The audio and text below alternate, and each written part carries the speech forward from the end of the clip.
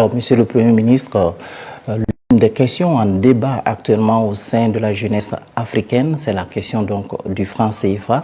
Alors, quel regard vous portez donc sur le franc CFA? Notre position sur le franc CFA a été très constante.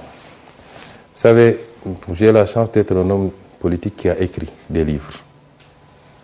Et ma pensée est dans ces livres-là. Mais ma pensée est exprimée également à travers des émissions, des meetings. Notre position a été toujours constante. L'effort d'intégration d'une sous-région qui passe par des actes forts pour avoir un marché commun, pour avoir des législations tarifaires communes, pour avoir une monnaie commune, c'est un effort salutaire. Nous voulons un espace intégré. Nous voulons une zone la plus intégrée possible en Afrique de l'Ouest, qui peut aller au-delà de l'espace UEMOA, mais nous le voulons. Nous le souhaitons. Parce que nous sommes dans un monde où les gens se regroupent dans des ensembles pour être plus forts. C'est notre souhait. Et la monnaie est un instrument extrêmement important de politique pour un État. À côté de la politique budgétaire, la politique monétaire est extrêmement importante. Et c'est important que la zone ait réussi de mettre en place un marché commun, de mettre en place une monnaie commune. Mais il y avait un problème. Le problème, c'est que cette monnaie continuait à symboliser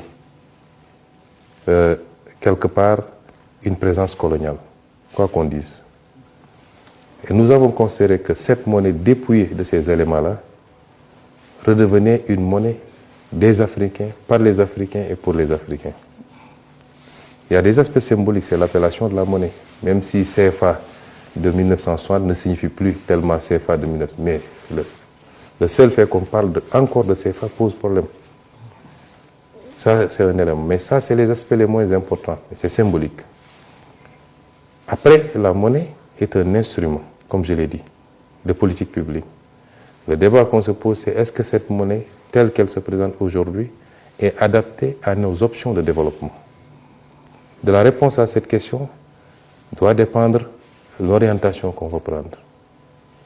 La monnaie CFA, arrimée à l'euro et à la zone euro, semble être une monnaie trop forte pour nos économies, qui nous restreint à être des pays importateurs qui consomment ce qui est produit ailleurs, mais qui ne nous rend pas très compétitifs quand on veut inverser la tendance.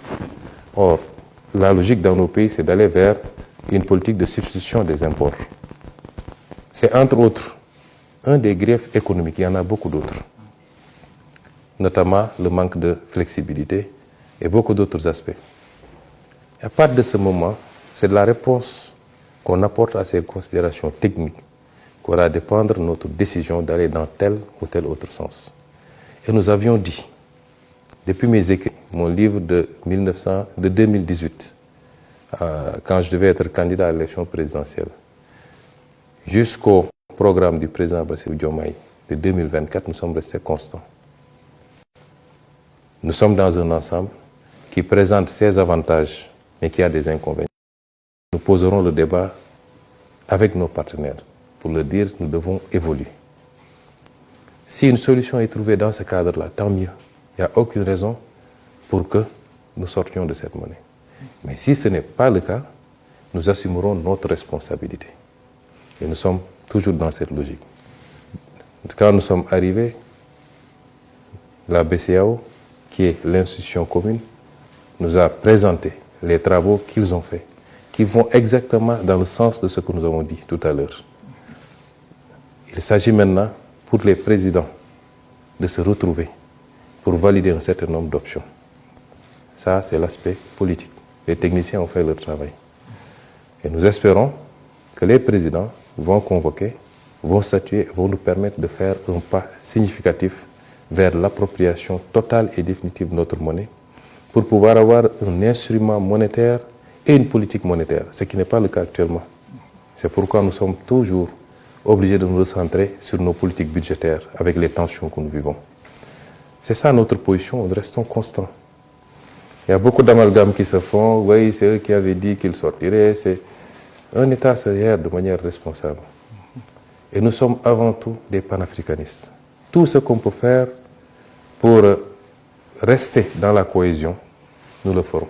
Mais si on se rend compte que ça ne va pas dans le bon sens et que ce n'est pas bon pour nous, le panafricanisme a ses limites également. Ça ne peut pas se faire au détriment des intérêts des États.